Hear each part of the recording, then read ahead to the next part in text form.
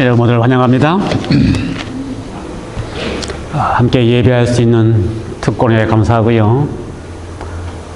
또 우리 원집사님 환영합니다. 잘 오셨습니다.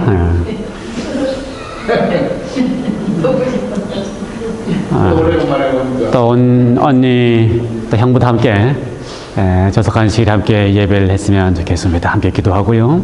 건강한 가운데 예배할 수 있도록 기도하겠습니다. 하나님께서 내주시기를 간절히 기원합니다. 예.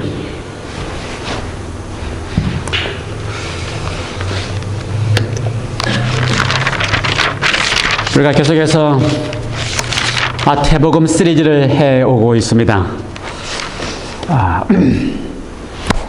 오늘은 마태복음 시리즈 16번째 시간입니다. 제 16장. 제목은 너희는 나를 누구라 하느냐라고 하는 제목입니다. 함께 하나님께서 말씀을 통하여 은혜를 주시기를 간절히 기원하고요. 말씀이 여러분 것이 되기를 간절히 바랍니다.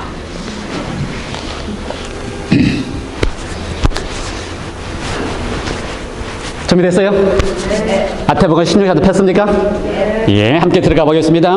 우리가 지난주에 마태복음 15장 했죠? 마태복음 13장부터 20장까지는 예수님의 어떤 사역을 우리가 중점적으로 공부하고 있습니까? 예수님 어떤 모습? 치료하시는 모습은 아니고요. 어떤 모습이요? 교사로서 가르치는 모습에 대한 이야기를 특별히 더 하고 있습니다. 가르치는 교사로서의 모습이요. 우리 김모 선생님 죄송하지만 그건 안 됩니다. 영어로만 들립니다. 한국말 안 나오고요. 그래서 통역하는 마이크이기 때문에 장모님 거는 영어로만 들려서 그걸 꽂아도 안 될 것 같은데 다음에 한번 우리가 연구를 해보겠습니다. 될 수 있도록 장로님이 귀에 꽂아서 들을 수 있도록 연구를 해보겠습니다. 죄송합니다. 그래서 우리가 13장, 14장, 15장까지 20장까지는 예수님이 치료하시는 사역에 대한 이야기로 말씀을 드렸어요. 됐어요, 이해가? 예, 그래서 13장에는 예수님께서 7가지 비유를 가지고 죄송합니다. 가르치는 비유. 제가 잠깐만 집중이 잘 안 되기 때문에 제가 집중이 안 돼요. 그래서 교사로서의 가르치시는 예수님에 대한 이야기를 하셨기 때문에 13장에는 7가지 비유로 말씀하셨고요. 14장에서는 예수님께서 침례 요한의 죽음으로부터서 제자들을 파송하고 제자들이 각 지역을 돌아다니면서 가르치는 일과 치료하는 일을 하면서 수많은 사람들이 예수님에 대한 소식을 듣고 갈릴리 주변에 모여들어서 남자만 5,000명, 가족까지 다 하면 한 2만 명의 성도들을 가지고 치료하고 가르치는 일을 하시는 사건. 그 일의 계기로 무리를 걷고 또 베드로와 무리를 걷게 하는 경험들은 14장에 등장하고요. 15장에서는 그러한 사건이 있고 나니까 유대에서 바리새인들이 와서 어떻게 해요? 그들을 예수님께 대하여 논쟁을 하기 시작하는데 특별히 바리새인의 유전을 가지고 논쟁을 합니다. 손을 씻고 밥을 먹어야 되는지 율법을 어떻게 지켜야 하는지 그러한 논쟁으로 15장에 이야기를 하고요. 그러한 논쟁이 예수님이 싫으셔서 갈릴리를 떠나서 이방인 지역 시돈과 두로 지방 그리고 대가볼리 지방을 가셔서 이방인들을 만나십니다. 그래서 가나안 여인을 향하여 개라고 하는 표현, 유대인들의 표현이에요. 예수님이 그렇게 표현한 게 아니라 사실 유대인들이 하는 표현인데 예수님이 그걸 인정하셨지요. 그래도 그 여인은 끝까지 믿음을 잃지 않고 예수님께 간구하는 모습이 등장하고 그 다음에 대가볼리 지역의 광인에 의하여 예수님에 대한 소식을 들었던 4,000명의 남자들이 또 아이들까지 하면 한 15,000명의 사람들이 모여서 예수님으로부터서 기별을 사흘 동안이나 듣고 아침에 예수님께서 그들을 불쌍히 여기셔서 먹이시고 보내시는 장면이 등장하는 것을 우리가 보았습니다. 16장은 예수님께서 대가볼로 지역에 있다가 15장 마지막 절에 거기를 떠나서 배를 타고 어디로 가셨어요? 마태복음의 기록에 의하면은 마가단이라고 기록이 되어 있습니다. 마가단. 잘 쓰지 않는 표현이에요. 그래서 학자들에 의하면 이 마가단을 하는 곳이 바로 막달라다라고 표현을 합니다. 그래서 막달라부터 시작해서 가버나움까지 예수님이 반경 10마일 안에서 갈릴리 봉사를 하셨어요. 그래서 지금 배를 타고 막달라 지역에 갑니다. 막달라라고 하는 지역은 막달라 마리아라고 하는 이야기를 듣지요. 막달라 마리아 아시죠? 막달라 마리아가 왜 막달라 마리아예요? 막달라 출신 마리아이기 때문에. 그래서 막달라 지명이 막달라입니다. 그리고 막달라 출신 마리아. 마리아가 많기 때문에 이름을 붙였어요. 막달라 출신 마리아라. 그래서 이 마가단이 막달라라고 이야기합니다. 그래서 가버나움에서 약 10마일 남쪽에 있는 그러니 마가단이라는 지역에 딱 도착했어요. 15장 마지막 절에 의하면은. 그리고 나서 16절에 거기 도착했더니 또 누가 등장합니까? 바리새인과 이번에 누구예요? 사두개인이 예수님께 찾아와서 질문을 합니다. 예수를 시험하여 질문을 합니다. 예수님께 질문이 있어서 질문을 하면 좋은데 성경의 표현은 어떻게 표현되어 있어요? 예수를 시험하여. 질문하는 의도가 뭐예요? 예수님을 시험해서 어려움을 주기 위해서 질문을 합니다. 그래서 예수님께 하늘에서 내리는 표적을 보여달라고 질문을 합니다. 예수님께서 표적을 많이 보이셨어요. 표적이 뭡니까? 영어로 sign이라고도 하고 미러클, 기적이라고도 하고요. 예수님께서 수많은 기적들을 보여주셨습니다. 표적들을 많이 보여주셨어요. 치료하시는 예수님의 장면에 가면은 수많은 치료를 하셨고요. 그 다음에 무리를 걷기도 하셨고요. 베드로로 하여금 무리도 걷게 하시고요. 5,000명을 먹이시고 4,000명을 먹이시는 놀라운 기적들을 많이 하셨습니다. 그래서 그러한 기적들을 수많은 사람들이 보았고 또 바리새인과 서기관들도 보거나 또는 들었습니다. 그런데도 찾아와서 예수님을 시험하여 뭐라 그래요? 하늘에서 내려오는 기적을 보이라고 이야기합니다.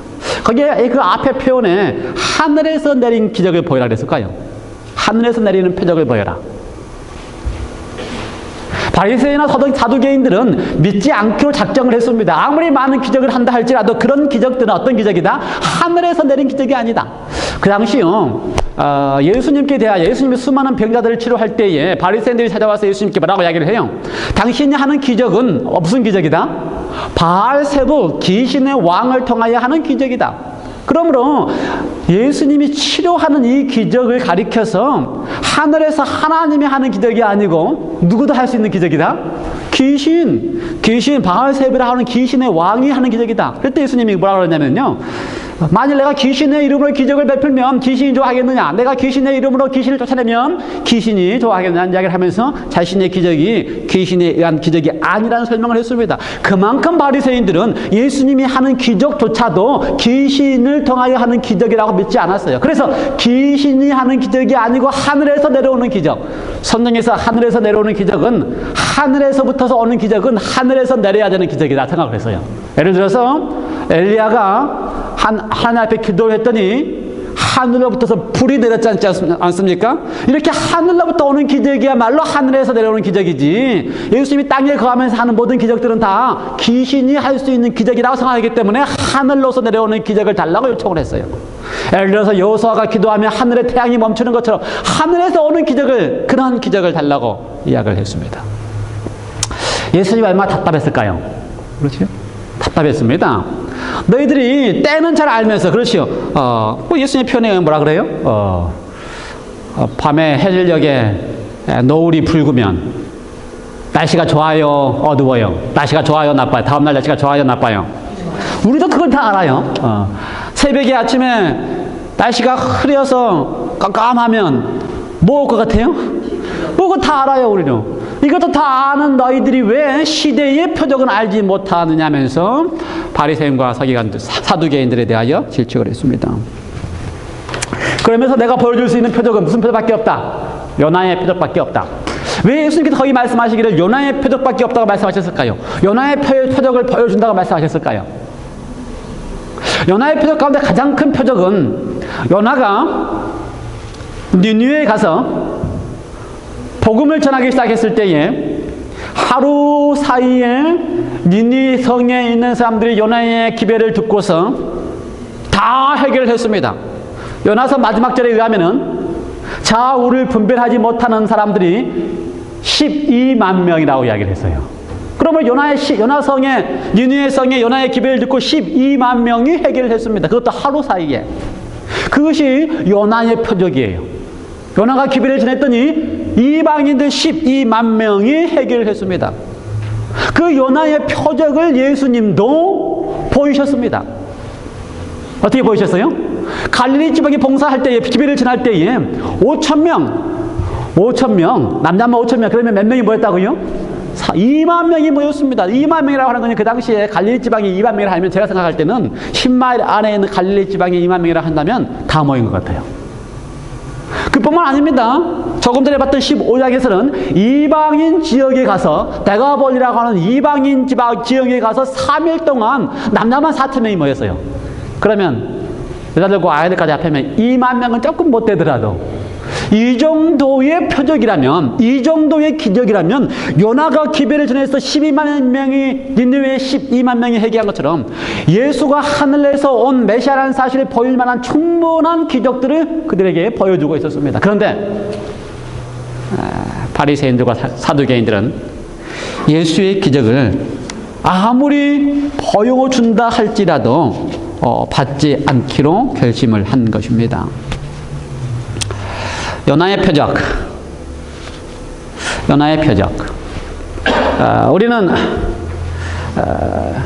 신앙을 하면서 기적이나 표적이 있기를 참 원합니다. 그러면 신앙을 더 잘할 것 같아요. 그렇지 않아요? 제가 어렸을 때에 신학을 처음 공부하기 시작한 대학생 시절에 가장 큰 고민이 정말 내가 목회를 하는 것이 하나님의 뜻인가 하는 것이 가장 큰 고민이에요. 목회를 해야 되나 안 해야 되나 하는 게 가장 큰 고민이에요. 신학은 공부하는 거 재밌어서 하는데 목회를 해야 되나 안 해야 되나. 그래서요, 그 당시에 젊은 때에 제가 생각나는 게 뭐냐면 그 기드온 이야기 아닙니까? 기드온. 그래서 하나님 정말 제가 목회를 하기를 원하신다면 기드온에게 이렇게 표적을 보여준 것처럼 양털과 뭐 이슬 표적 있잖아요. 저한테도 좀 표적을 보여주셔서 하나님 정말 나한테 목회를 하기를 원하신다 하는 것을 딱 밤에 좀 보여주십시오. 기도를 하고 잤습니다. 다음날 아침에 내가 앞에 딱 내놓은 이 종이 한 장만 딱 마르게 해달라고 기도를 하고 잤어요. 됐을 것 같아요? 안 됐을 것 같아요? 안 됐지요. 아무 뭐 변화가 없고 기적이고 표적이고 아무 관계가 없어요.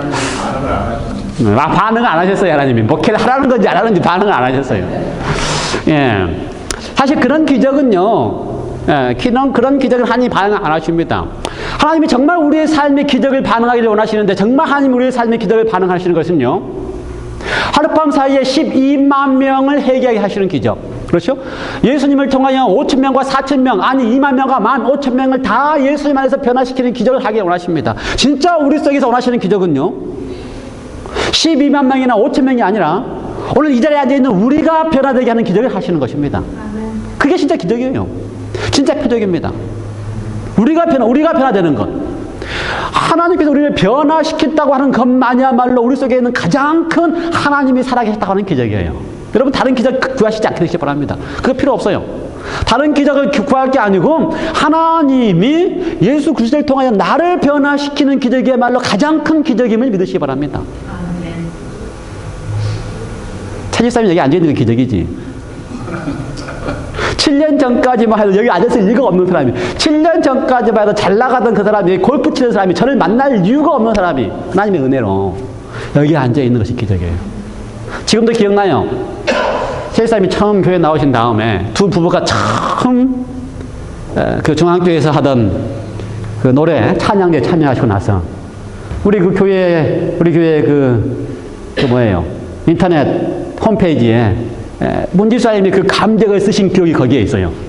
무슨 기록이 거기에 있냐면, 차집사님이 평생을 이렇게 자기와 함께 교회에 와서 그것도 함께 찬양대회에서 하나님을 같이 찬양할 것은 평생에 생각도 못 해본 일이었는데, 이런 은혜를 누릴 수 있다는 것이 정말 얼마나 감격인지 모른다.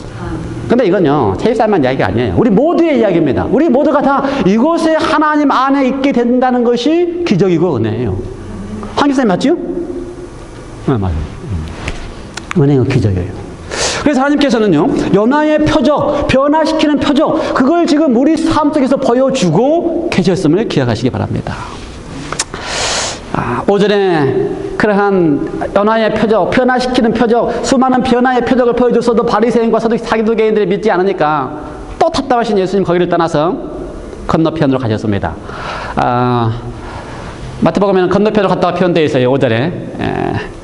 제자들을 데리고. 그래서 막달라에서 건너편을 가면 벳세다라고 하는 북동쪽으로 가서 가셨습니다. 배를 타고 가셨어요. 배를 타고 가면서 하신 예가 뭐예요? 바리새인들과 사두개인들의 누룩을 주의하라. 이 말씀을 2번 반복합니다. 11절에 가면 또다시 뭐라고 반복해요? 바리새인들과 사두개인들의 누룩을 조심하라. 바리새인들과 사두개인들의 누룩이 뭡니까? 바리새인들과 사두개인들의 누룩을 조심하라라고 하는데 그게 뭐예요? 예, 12절에는 뭐라고 되어 있어요? 근데 제자들이 그 말이 뭔지 몰랐어요. 누룩을 조심하라 그러니까 우리가 떡을 안 가져왔다라든가 또는 바리새인과 사두개인이 만든 떡을 막지 말라는 뜻인가? 누룩 그러면 뭐만 생각해요? 빵만 생각해요. 그래서 예수님이 12장에 가서 다시 설명을 합니다. 바리새인의 누룩이라는 것은 무엇이다? 바리새인과 서로 사두개인들의 무엇을 삼가라? 교훈을 삼가라 라고 하는 이야기다라고 다시 설명을 해요. 그렇다면 바리새인과 사두개인들의 교훈, 가르침, 교리, 그들의 신앙, 그것이 무엇인가? 그것이 무엇이기에 예수님께서는 그것을 주의하든지 아니면 그것을 어떻게 하든지 삼가든지 하라고 말씀하고 계실까? 그게 뭘까요? 좋은 생각이에요. 자, 그렇다면 우리가 바리새인과 사두개인들에 대해서 생각을 해봐야 돼요. 바리새인과 사두개인에 대해서. 바리새인은 많이 들어봤어요. 그렇죠? 바리새인은 뭡니까? 사실 바리새인들은 율법 학자들입니다. 그래서 그들은 주로 각 마을에 설치되어 있는 회당에서 각 지역에 설치되어 있는 회당에 가서 해당에서 하나님의 율법을 설명해주고 말로 전해주고 가르치는 사람들을 가리켜서 바리새인, 랍비, 학자들이라고 이야기를 해요. 주로 그래서 해당 출신들이고 해당에서 이 백성들과 함께 있는 이런 사람들이 바리새인들이에요. 그래서 그들 가운데서 유대한 바리새인들은 율법만을 해석하고 가르치고 전해주는 일을 하면서 유전으로 전해주는 겁니다. 그래서 우리가 지난가에 보면은 바리새인의 유전을 통하여 손을 씻고 밥을 먹지 않으면 율법을 어기는 거다라고 가르치는 것이 누가 하는 일이라고요? 바리새인들이 하는 일이에요. 사두개인들은 누구인가? 사두개인들은 조금 다릅니다. 바리새인들과 사두개인들은 수적으로도 아주 적어요. 바리새인들은 각 지역의 해당 출신에 다 점령되어 있다면 사두개인들은 극소수의 유대인의 아주 그냥 높은 지위를 차지하고 있는 사람들이 사두개인입니다. 그래서 사두개인들은 주로 유대의 제사장 출신, 대제사장 출신들이 사두개인들이에요. 그들이 왜 대제사장들을 했냐면요, 대제사장이 되면 정치적으로 종교적으로 힘이 있어요. 경제적으로 힘이 있어요. 사회적으로 힘이 있어요. 그래서 귀족 출신이고 그 다음에 대제사장이나 제사장 출신이고 그 다음에 또 로마 정부하고 아주 밀접하게 관계를 맺으면서 자기들의 위치를 유지하고 있습니다. 그래서 종교적으로 사두개인들은 바리새인과 전혀 달랐어요. 믿는 바가 달랐습니다. 성경을 믿는 바가 달랐어요. 그러므로 바리새인들과 사두개인들은 서로 언수지간입니다. 믿는 바가 다르기 때문에 같은 하나님을 믿고 같은 성경을 가지고 있고 같은 모세 오경을 믿고 있지만 믿는 바가 전혀 달랐기 때문에 둘이 어떻게 했다고요? 언수지간이었어요. 마치 뭐처럼 마치 똑같은 하나님 믿고 똑같은 그리스도인들이지만 서로 뭐라 그래요? 이단이라 그러는 것처럼 바리새인과 사두개인은 서로를 향하여 이단이라 그랬어요. 그런데 여기 마태복음 16장에서는 바리새인과 사두개인이 함께 예수님 앞에 찾아와서 시험하여 질문을 합니다. 왜요?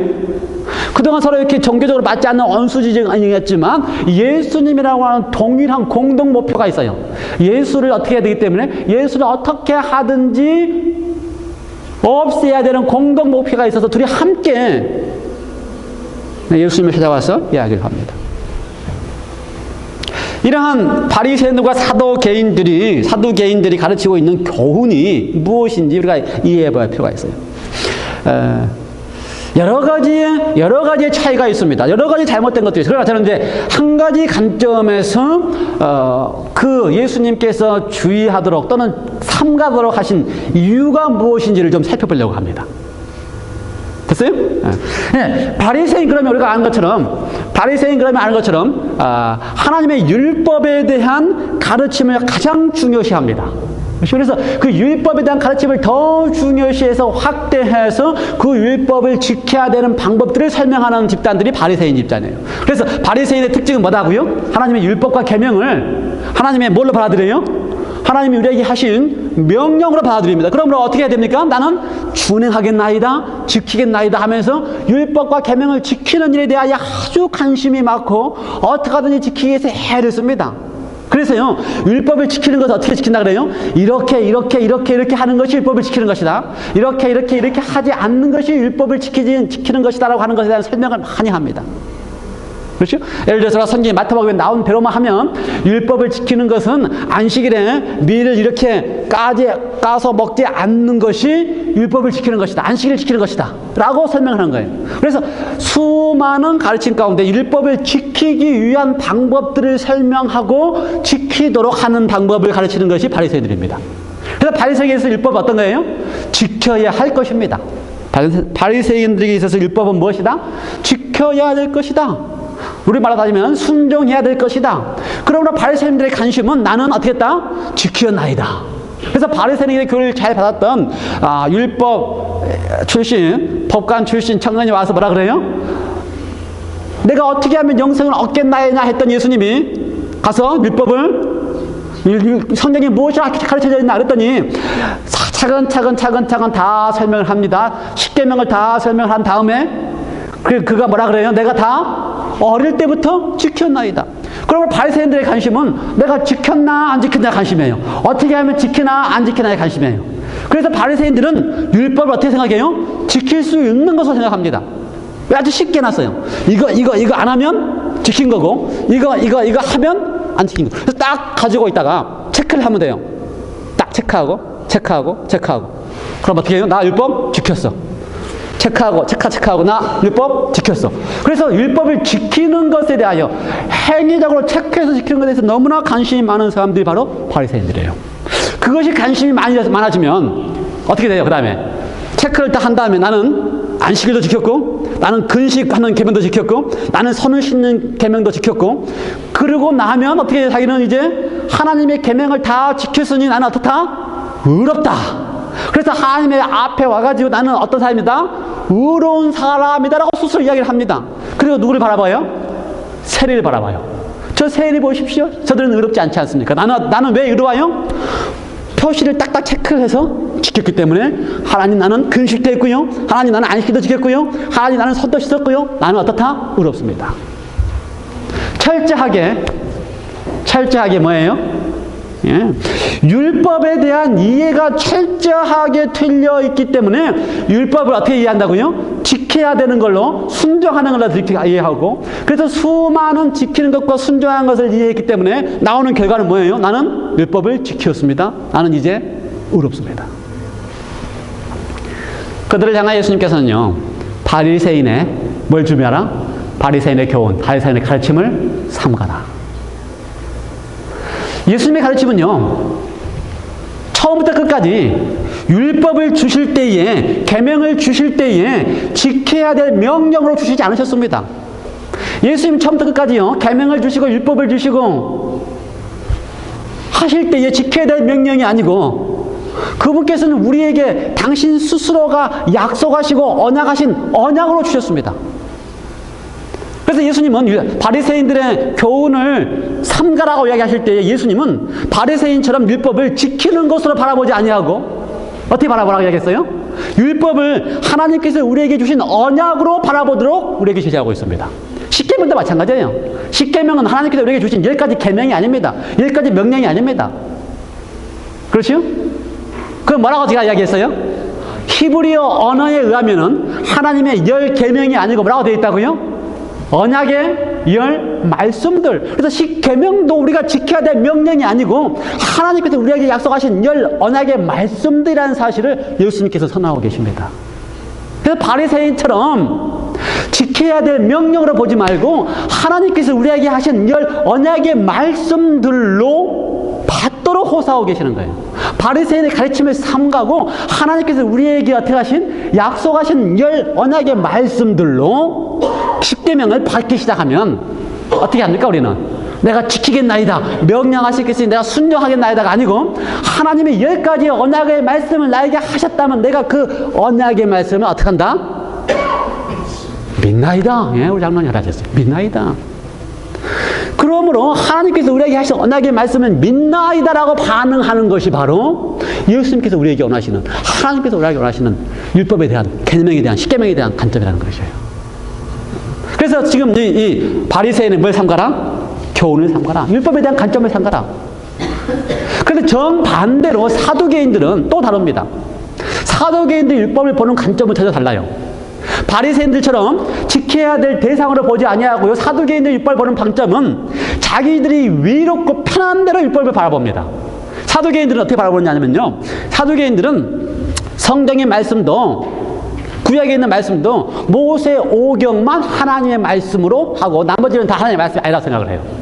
사두개인들은요, 모세 오경을 읽을 때 모세 오경은 다 하나님의 율법이고 계명이잖아요. 이 율법의 계명도 하나님께서 하실 때에 내가 선택해서 이 말씀이 나에게 필요하면 하나님의 말씀으로 받아들입니다.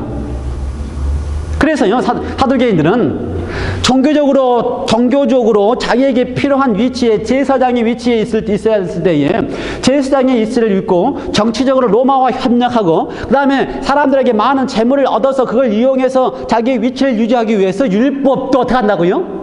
그걸 세속적으로 자기가 그걸 이용하기 위한 목적으로 하나님의 말씀을 이용한다 이 말이에요. 그런 그리스도인들 많이 있죠. 그런 목사들 많이 있죠.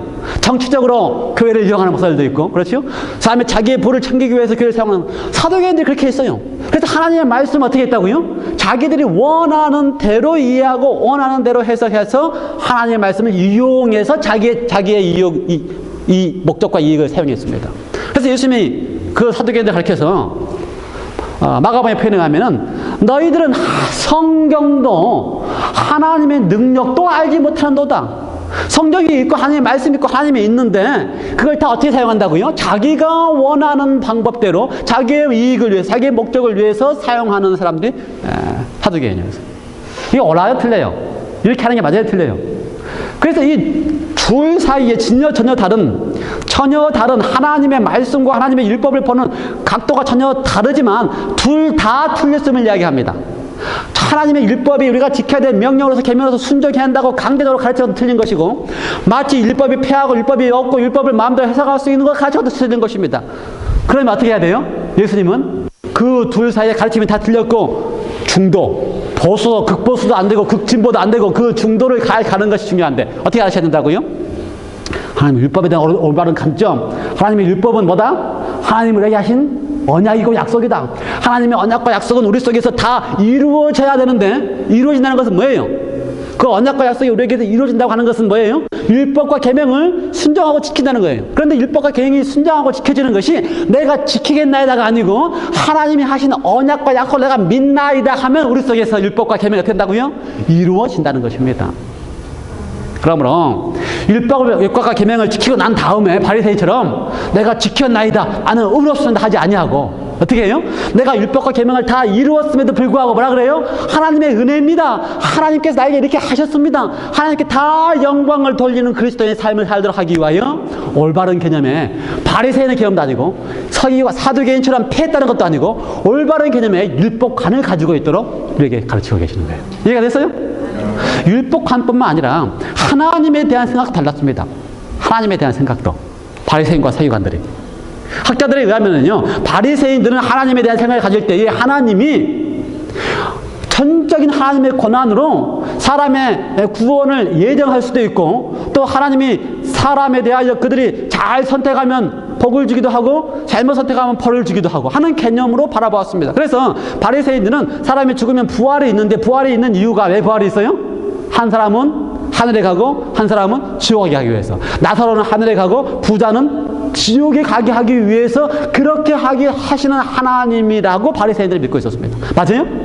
네, 그건 우리가 알고 있는 하나님 순납지가 않아요. 이렇게 알고 있는 하나님에 대하여 알고 있는 것에 대해 하나님 어떻게 하라고요? 삼가라, 주의하라. 사두개인들은 하나님 어떻게 알고 있어요? 사두개인들은 하나님을 알 때에 전혀 그렇게 알고 있지 않습니다. 자기 편안한 대로 알고 있어요. 자기 좋은 대로 알고 있어요. 하나님께서 부활도 없고 또 천사도 없고 하나님은 하나님이라고 믿기로 하지만 성경에 나와 있는 천사도 없고 부활도 없고 부활이 필요 없다고 믿는 이유는 뭐예요? 그들에게 심판이나 결론이나 그런 것이 없다고 믿기 때문에 부활도 필요 없다고 합니다. 그래서 그 두 가르침이 정극과 극으로 다르지만 그래서 서로가 서로를 향하여 언수라고 이야기하고 서로가 서로를 향하여 이단으로 하지만 그 두 가르침을 다 우리가 예수님께서는 어떻게 하셨어요? 주의하고 삼가라 라고 이야기하시고 우리가 가르치고 있는 것처럼 올바른 관점에서 성경과 하나님을 보도록 제시하고 계시는 것입니다.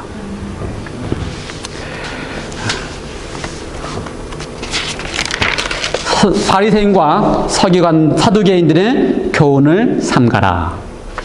뭐 여러 가지가 더 있지만 거기까지만 하고요. 13절에 드디어 예수님께서 가이사라 빌립보 지방으로 떠나셨습니다. 막달라에서요 배를 타고 13km 떨어진 북동쪽에 베세다에 갔습니다. 베세다는 한적하고 조용한 것입니다. 갈릴리 북쪽이에요. 갈릴리 북쪽 끝입니다. 그 갈릴리 북쪽 끝 베세다에서 시작해서 또 더 북쪽 이스라엘의 매최 북단 가이사라 빌립보까지 또 가셨습니다. 걸어서 한 40km 가야 되는 거리예요. 왜 그러셨을까? 왜 예수님께서 가이사라 빌립보로 제자들을 데리고 가셨을까? 전체적인 문맥 속에서 우리가 이해를 해야 되는데요. 여러 가지 성경 내용들이 포함되어 있는데 첫 번째는 지금 예수님께서 이때로부터서 예수님의 고난과 죽음과 그게 뭐예요? 부활에 대한 가르침을 하기 시작했다라는 겁니다. 그러니까 이때로부터서 이때가 바로 예수님이 십자가에 돌아가시기 한 6개월, 7개월 전입니다. 그러니까 예수님이 십자가에 돌아가시기 6개월, 7개월 전부터 지금 드디어 뭘 가르치기 시작하신 거예요?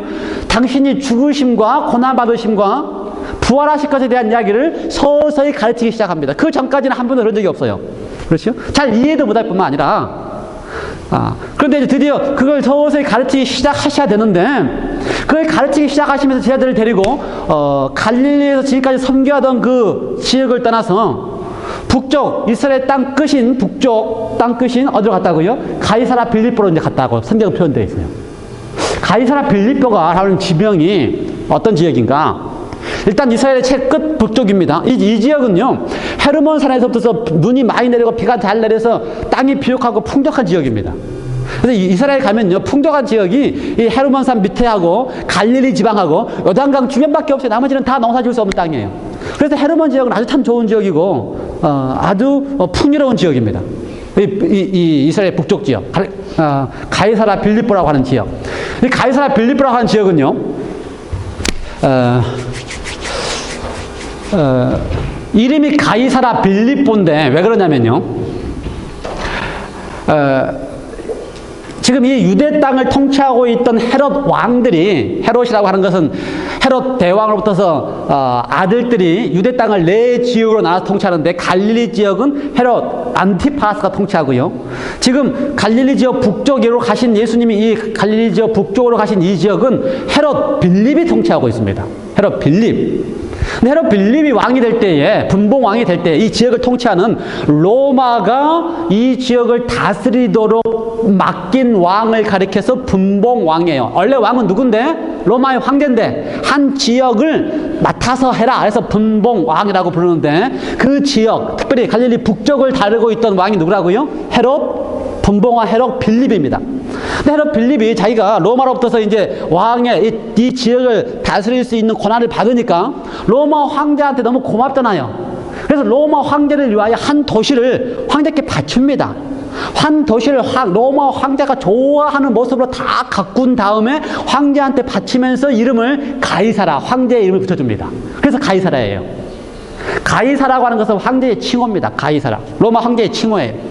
그래서 이름을 가이사라고 붙였어요. 그런데 이미 가이사라고 하는 동네가 또 있습니다. 헤롯 필립의 아버지 헤롯 대왕이 지중해에 이미 로마의 황제 가이사를 위해서, 다 가이사는 황제가 대를 이어도 다 가이사예요. 가이사를 위해서 가이사라고 하는 동네를 크게 하나 지었어요. 그러니 또다시 황제께 바치면서 가이사라에게 바치는 도시 가이사라를 만들었는데 구별이 되기 때문에 지중해에 있는 가이사가 아니고 여기는 빌립이 지은 가이사다. 그래서 이름이 뭐라고 불렀다고요? 가이사라 빌립보, 한국말로 가이사라 빌립보라고 이름을 지었어요. 그래서 가이사라 빌립보는 어떤 도시라고요? 헤롯 빌립이 로마의 황제 가이사를 위해서 자기 지역에 특별히 로마 황제를 위해서 하나의 도시를 헌납하기 위한 도시예요. 그러니 이걸 지을 때부터서 아주 잘 지을 뿐만 아니라 로마 황제가 가장 좋아하는 것을 거기에 세웠습니다. 그게 뭐냐면요, 로마 황제를 숭상하는 신전입니다. 그래서 가이사라 빌립보에 가면은 로마 황제를 섬기는 신전이 있고 신전터가 있고요. 지금도 신전이 있고요. 그 다음에 가이사라에는요, 사는 사람들이 유대인뿐만 아니라 이방인들이 많이 살고 있는데 문화 자체가 헬라 문명입니다. 그래서 헬라의 신들을 섬겨요. 그래서 헬라의 신들을 섬기는 수많은 신전들이 있고요. 거기에다가 빌립 황제가 로마의 황제를 더 위해서 로마 황제를 섬기는 가이사라 신전까지 만들었기 때문에 헬라의 모든 신전에다가 거기에 로마의 신전까지 있는 신전터가 있는 곳이 바로 가이사라 빌립보입니다. 그러므로 우상 숭배의 근원이 거기에 있어요. 그런데 헬라의 신을 섬기든지 특별히 헬라 신을 섬길 때마다 신을 섬기는 방법들이 세상들이 하는 가장 큰 방법이 뭐냐면요, 유대인들도 우상을 섬길 때 가장 많이 하는 게 뭐예요? 유대인들이 우상 섬기는 바알을 섬기든지 유대인의 수많은 우상들을 섬길 때 그 우상을 섬기는 세상들이 하는 일은 바로 성적으로 문란하게 하는 것입니다. 그 제사장들이 다 성적으로 하는 역할을 하는 사람들이 다 제사장들이에요. 그래서 헬라의 신도 마찬가지예요. 그래서 그 가이사라 빌립보는 우상 숭배가 가장 많기 때문에 성적으로 가장 타락한 지역이고, 성적으로 타락하면은 문화적으로 경제적으로 아주 부한 지역입니다. 그러므로 예수님께서 갈릴리 지방에 있던 제자들을 데리고, 갈릴리 지방은요 아주 가난한 시골 동네입니다. 시골 동네예요. 그러니 마치 강원도 촌놈들을 데리고 어디로 간 거예요? 서울 한가운데 데리고 가는 것과 마찬가지 개념입니다. 그래서 지금 제자들이 예수님 따라서 가이사라 빌립보 가면은 눈이 희둥그레지고요, 보는 것이 다 흥미롭고요, 야, 이게 살만한 세상이구나 라고 느끼는 곳이 바로 가이사라 빌립보예요. 이해가 됐어요? 예수님이 왜 가이사라 빌립보로 데리고 왔을까? 그렇다면 두 가지 이유가 있습니다. 첫 번째는요, 지금 때가 되었다는 것입니다. 무슨 때요? 예수님이 그들에게 가르쳐야 될 때가 되었습니다. 예수님의 죽음과 부활과 고난을 가르쳐야 될 때가 되었습니다. 그래서 제자들에게 있어서 지금 예수님의 죽음과 고난과 부활을 받아들이고 지금까지 생각하고 있던, 유대인이 생각하고 있던, 저희들도 유대인이잖아요. 평생을 뭘 배웠어요? 바리새인과 사두개인 통해서 배웠습니다. 메시아는 어떤 분이어야 된다고 배웠어요. 어떤 분이어야 돼요? 왕으로서 로마로부터 해방해야 된다고 배웠어요. 사두개인이 가르치면 어떻게 가르쳐요? 메시아는 없다, 메시아는 안 온다. 이 두 가지를 다 배운 사람들이 바로 제자들입니다. 이런 제자들에게 진짜 메시아가 어떤 분인지를 가르쳐야 되는데, 그들의 생각과 전혀 다른 메시아, 어떤 메시아? 고난받고 죽음받고 부활할 메시아를 가르쳐야 되는데, 그 둘 중에 어떤 메시아를 택해야 될 건지를 선택해야 될 기회를 줘야 될 때가 바로 됐다는 것입니다. 그뿐만 아니라 지금 제자들이 그동안 늘 생각했던 것처럼 메시아가 왕으로만 되기만 하면 뭘 할 수 있어요? 세상에서 로마로부터 벗어나서 뭔가 거대한 자리도 차지하고 능력도 차지하고 부도 차지할 수 있는 기회가 되었는데, 그 자기들의 눈앞에 있는 로마나 헬라 문명 속에 있는 이 부와 세상의 모든 것들을 다 보면서 내가 예수님만 따르면, 내가 믿고 있는 예수님, 내가 알고 있는 내가 생각하는 예수님만 따르면 이러한 부와 명예와 세상의 모든 것을 다 얻을 수 있을 텐데, 왜요? 그런 메시아로 배웠기 때문에. 그런데 그 둘 사이에서 지금 예수님은 어떻게 하시는 거예요? 그런 메시아도 아니고, 안 온다고 하는 메시아도 아니고, 고난과 십자가와 죽음과 부활할 메시아로 설명해 주면서, 그렇죠? 난 이런 메시아로 설명해 주면서 드디어 제자들 앞에 너희가 어떤 메시아를 선택할 것인지를 선택하라고 하는 질문을 하는 것입니다. 이해가 돼요? 그래서 지금 질문하십니다. 사람들이 나를 누구라 하느냐? 사람들이 메시아를 누구라 그래요? 엘리야라고도 하고, 선지자라고도 하고, 에레미야라고도 하고, 침례 요한이다 하고, 그렇습니다. 그때 다시 예수님이 묻습니다. 너희는 나를 누구라 하느냐?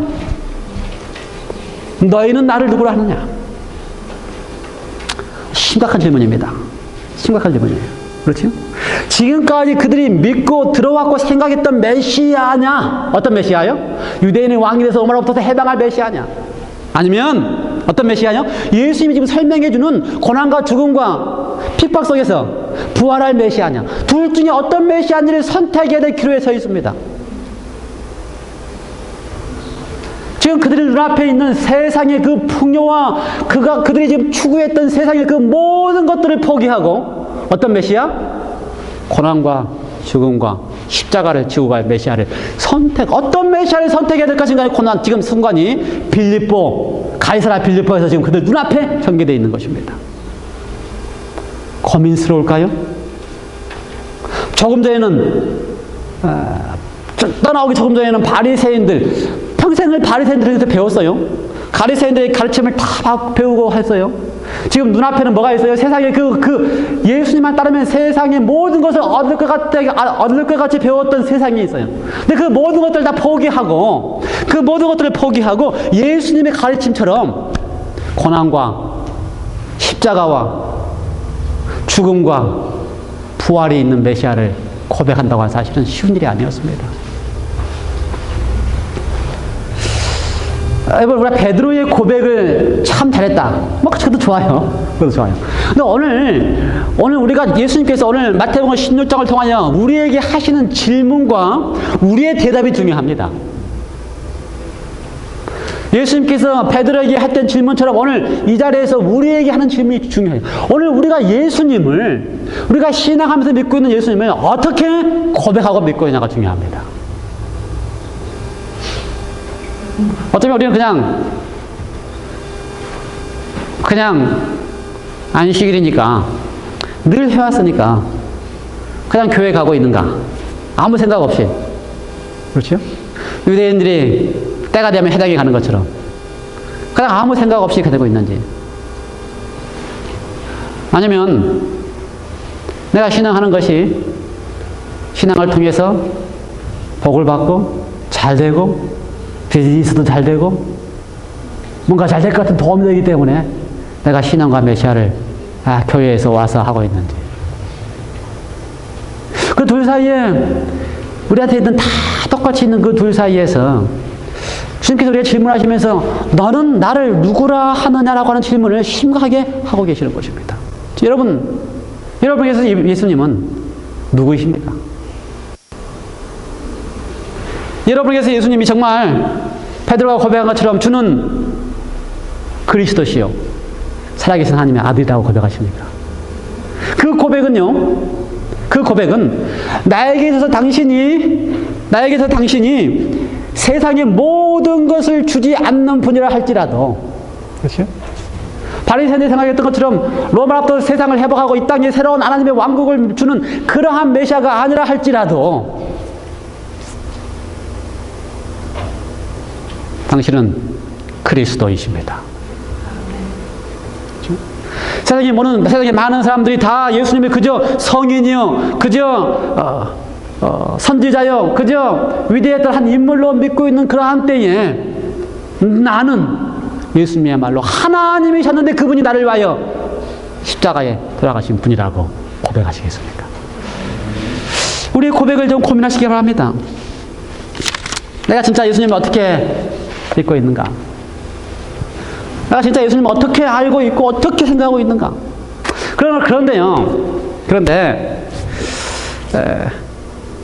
그런데 사실 우리가 고백하는 고백도 우리 마음대로 되지 않습니다. 그렇죠? 우리 마음대로 되지 않아요. 왜요? 우리 앞엔 수많은 시험과 어려움과 고난과 또 뭐가 있기 때문에, 유혹이 있기 때문에 그 모든 것을 다 포기하고 세상도 포기하고 또, 그렇죠? 모든 잘못된 가르침도 다 포기하고 정말 예수님 앞에 정말 예수님이 나의 전부라고 고백하기 쉽지 않습니다. 그거 하려고 하는 것만 또 뭐가 필요해요? 하나님의 은혜야 됩니다. 성경 그렇게 되어 있어요. 베드로가 그렇게 고백한 다음에 그렇게 고백한 것도 누구 때문에 한 것이다? 하나님의 은혜라고 표현해요. 참 저는 생각을 해보면서요, 신앙을 하면서 우리가 내 속에서 할 수 있는 게 아무것도 없다. 그렇죠? 내가 예수님을 믿는다고 고백하는 것까지도 내 속에서 할 수 있는 게 아니구나. 내가 예수님을 따른다고 하는 것까지도 내 속에서 할 수 있는 게 아니구나. 그건 다 무엇이다? 하나님의 은혜구나.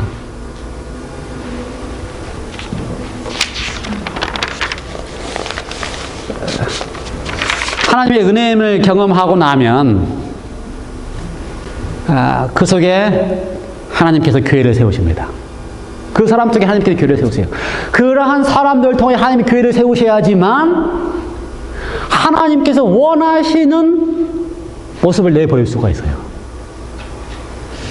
그것이 베드로가 그 뒤에 했던 이야기들인데, 저는 마지막 결론을 내려고 합니다. 마지막 결론은 예수님께서 그렇게 고백한 제자들을 향하여, 그렇죠? 주는 그리스도시요 살아계신 하나님의 아들이라고 고백하는 제자들을 향하여 나를 따라오려거든 이라고 명하십니다. 나를 따라오려거든. 그 다음 이야기 잘 아시죠? 예수님을 따라가려거든 어떻게 하라고요? 세 가지가 있습니다. 첫 번째는 자기를 부인하고, 두 번째는 뭐가 되어 있어요? 자기 십자가를 지고, 세 번째는 뭡니까? 자기 목숨을 내어주라. 나를 따라오려거든 세 가지가 등장한다고요. 뭐라고? 첫 번째는 자기를 부인하고, 그 다음에 두 번째는 자기 십자가를 지고, 그 다음에 세 번째는 자기 목숨까지도, 자기 생명까지도 내어놓으라. 쉬워요? 가능해요? 어느 목사님들은 이거 설명 참 잘합니다. 참 잘해요. 자기를 부인하라, 자기 십자가 자와 죽기까지 충성하라 설명 잘합니다. 근데 저는 자신이 없어요. 자, 여러분한테 그 강요할 자신도 없고요. 저도 그렇게 할 자신은 없어요. 그래서 고민을 많이 했습니다. 이게 무슨 말인가? 이게 무슨 말인가? 나를 따라오려거든 자기를 부인하고, 자기 십자가를 지고, 그 다음에 죽어라. 이게 무슨 말인가? 나를 따라오려거든. 자신 없는 제가 핑계인지 모르지만 고민을 한참 하다가, 여러분도 자신 없잖아요. 여러분 자신 있어요? 여러분도 같이 고민해야 되니까 한참 고민을 하다가 이게 무슨 말일까? 고민을 많이 하다가 이렇게 생각을 했습니다. 여러분 누구 따라가 본 경험 있어요? 따라오려거든 라고 할 때 따라가 본 경험 있어요? 손잡고 같이 가는 거는 따라가는 겁니까? 같이 가는 겁니까? 같이 가는 거예요. 따라가는 거 어떻게 따라가는 거예요? 뒤에서 따라가는 게 따라가는 겁니다. 영어도 다 follow me, 날 따라오라는 거예요. 뒤에서 따라갈 때, 뒤에서 따라가는 사람은 어떻게 따라가면 돼요? 앞 사람이 걸어간 발자국만 그대로 따라가면 돼요. 그렇죠? 그게 따라가는 거예요. 그런데 지금 예수님이 이 말씀을 하실 때에, 그리고 그 앞에 가장을 보면 나이가 고난과 그 다음에 십자가와 고난에 대한, 죽으심에 대한 이야기를 설명하시기 시작했는데, 지금 예수님이 따라오라는 이야기를 할 때 너희가 그렇게 하라는 게 아닙니다. 너희가 어떻게 하는 거예요? 너희가 자기를 부인하고 자기 십자가 들고 죽어라 이런 이야기가 아니에요. 따라오라는 이야기를 할 때는 무슨 말이에요? 예수님이 내가 가겠다 그 말입니다. 예수님은 내가 가겠다 그 말이에요. 이해가 돼요? 무슨 말인지? 따라오라는 얘기를 할 때는 자기가 앞에 가야지만 따라오라는 얘기를 할 수 있어요. 그러므로 자기를 부인하고 자기 십자가를 지고 그 다음에 죽겠다고 하는 이야기는 제자들한테 하는 명령이나 너는 나의 제자이기 때문에 하라는 이야기가 아니고요. 따라오라는 이야기를 하는 그 말의 자체는 무슨 말이라고요? 당신이 어떻게 하겠다고요? 앞에 가겠다 그 말입니다. 앞에 가야지만 뒤 따라올 사람이 따라가기 때문에. 그러므로 이 세 가지는 다 누가 하시는 거다 이 말이에요? 예수님이 하겠다는 이야기예요. 우리한테 하라는 이야기가 아니고, 당신 자신이 내가 앞에서 나의 자신을 부인하고, 내가 앞에서 내 십자가를 지고, 내가 앞에서 죽겠다는 이야기를 예수님이 지금 하고 계시는 것입니다. 이해가 돼요? 이해가 돼요? 예, 여러분, 우리는 예수님을 믿는 것이 내가 뭔가를 해야 되는 것처럼 생각할 때부터 부담스러워요. 못하는 겁니다. 어떻게 우리가 뭘 해요? 우리는 예수님이 뭘 하는 게 아니고, 예수님이 나를 위해서 무엇을 어떻게 하셨는가를 아는 것이 신앙입니다. 예수님이 나를 위해서 뭘 어떻게 하셨어요? 예수님이 나를 위해서 자기를 완전히 부인하셨습니다. 하나님이셨던 분이 종의 형체를 또 이 땅에 내려오셔서 기꺼이 죽기까지 복종하신 그분이야말로 자기를 완전히 부인하신 분입니다. 그렇죠? 자기가 없어요. 십자가를 지고 하실 때에 가장 커다란 수치요, 가장 커다란 고통에도 불구하고 그걸 다 지신 이는 자기가 없습니다. 자기가 없어요. 자존심도 없습니다. 이기심도 없습니다. 자기가 없습니다. 자기가 완전히 없는 삶을 사신 분이 예수님이십니다. 왜요? 죽으시기 위하여. 자기가 있으면 못 죽어요. 그렇죠? 조금이라도 자기가 존재하는 한 못 죽습니다. 그런데 완전히 죽으시기 위해 자기를 다 부인하고 십자가를 지시고 죽기까지 당신 자신을 주셨습니다. 예수님이 그렇게 하신다는 거예요. 그렇죠? 예수님이 그렇게 하신 것을 보고 따라가는 사람 어떻게 하면 돼요? 예수님이 가신 길을 발자국만 걸어가면 돼요.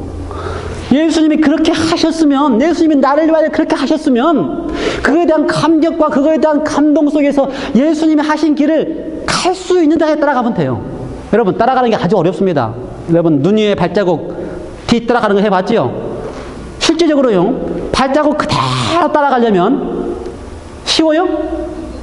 안 돼요. 이렇게 넘어지려고 이러고 쉽게 넘어지게 불러갑니다. 실제로 그래요. 예수님이 발자국 자기 부인하고 자기 십자가 지고 죽기까지 따라가는 거요. 쉽지 않아요. 발자국 따라가는 것도 쉽지 않아요. 예수님이 다 하셨지만 쉽지 않아요. 넘어지기가 참 쉬운 게 발자국 따라가는 겁니다. 넘어져도 돼요.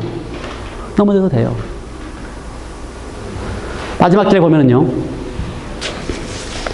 진실로 너희에게 이르노니 여기 섰는 사람 중에 죽기 전에 인자가 그 왕권을 가지고 오는 것을 볼 자들이 있느니라. 인자가 그 왕권을 가지고 오는 것을, 무슨 말이에요? 우리는 이거 읽으면요, 어로메리카가 뭐라고 이해해요? 예수님이 다시 오시는 재림이다, 이렇게 해요. 그리고 나서 충돌합니다. 어떻게 충돌해요? 아니, 죽지 않고 여기 이 가운데 여기 섰는 사람들에게 죽기 전에 인자가 온다는 말이 안 맞는데 충돌해요. 그러니까요, 우리의 이 고정관념을 버려야 돼요. 왕권을 가지고, 인자가 그 왕권을 가지고 오는 것을 꼭 재림이라 생각할 필요 없어요. 진짜 예수님께서 왕권을 가지고 오는 거는요, 우리의 삶에 예수님이 주인의 왕권을 가지고 오는 것이 최고의 왕권을 가지고 오는 겁니다. 재림까지 기다릴 필요 없어요. 예수님은 재림하시면서 우리의 삶의 왕권을 찾아오고 싶은 게 아니고, 지금 이 순간 우리가 신앙하는 우리들의 삶 속에서 당신이 주인이 되고 왕이 되기를 원하시는 겁니다. 이해가 돼요? 무슨 말인지? 재림까지 기다릴 필요가 전혀 없습니다. 예수님은 지금 내가 신앙을 하는 동안에 나의 삶의 주인이 예수님이 되기를 원하신다니까요. 그래서 제자들이 뭐라 그래요? 너희들도 죽기 전에 너희들의 삶에서 예수님이 주인이 되는 사람들이 있는 것을 볼 것이다. 얼마나 감사해요. 우리의 삶에서 예수님이 나의 삶의 주인이 되는 사람들이 있는 것을 보게 될 것이다. 얼마나 감사해요. 아, 그래요. 어떻게 그게 가능해요? 실패하고 넘어지고 걸어가다가 예수님처럼 자기 부인하고 예수님 따라서 또 십자가 지고 가다가 넘어진다 할지라도 예수님의 발자취를 따라가고 있기만 한다면, 포기하고 넘어져도 다시 일어서서 걸어가기만 있다면, 예수님께서 우리 속에서 당신이 주인이 되는 왕권을 이루시기 때문에 그게 가능하다 그 말입니다. 베드로도 넘어지고요, 따라가다 넘어지고요. 잘 아시잖아요. 그렇죠? 베드로 따라가다가 어떻게 했어요? 유대인들을, 이방인들과 밥 먹다가 유대인들 오니까 안 먹는 척하고 나가고. 그러니까요, 넘어지고 해요. 그래도 자기를 부인하고 자기 십자가를 지고 죽기까지 가는 거는 어떻게 하는 거예요? 예수님이 가셨기 때문에 포기하지 않고 그 발자국을 넘어지더라도 가기만 하면 어떻게 한다고요? 우리 속에서 예수님께서 당신의 왕권을, 우리가 살아있는 동안에 당신의 왕권을 하는 것을 보게 될 것입니다.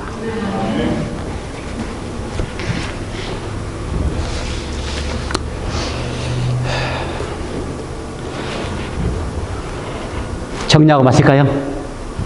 정리하고 마치겠습니다. 바리새인과 사두개인들의 교훈을 삼가라.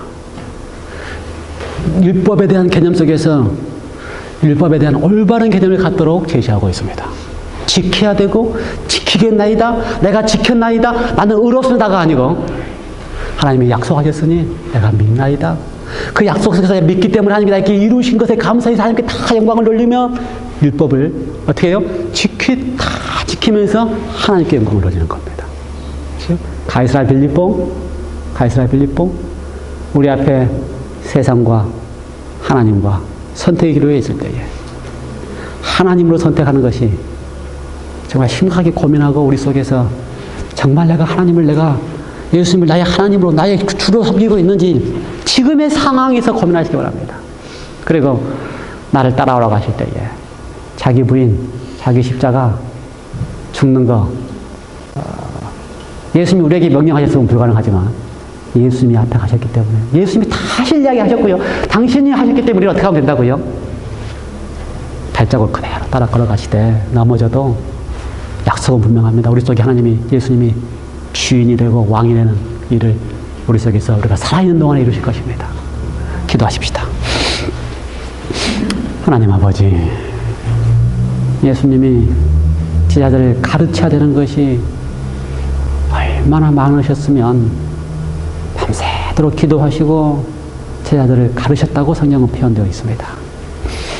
어쩌면 오늘 우리를 가르쳐야 될 것이 너무나 많기 때문에 밤새도록 기도하시고 또 우리를 가르치시고 계십니다. 주님, 우리 속에 있는 바리새인과 같은 교훈, 사두개인과 같은 교훈 삼가고 약속하신 하나님의 말씀 속에서 이루는 경험을 하게 하여 주시고, 내가 이루기 위하여 자기 죽고 십자가 지고 죽겠다고 결심하는 게 아니고 예수님께서 내 앞에서 그렇게 다 하셨으니 예수님 발자국을 따르는 것이 내가 할 수 있는 최선의 기름을 믿고 예수님의 발자국을 따라가는 믿음을 허락하게 하여 주시옵소서. 감사드리오며 예수님의 이름으로 기도드리옵나이다.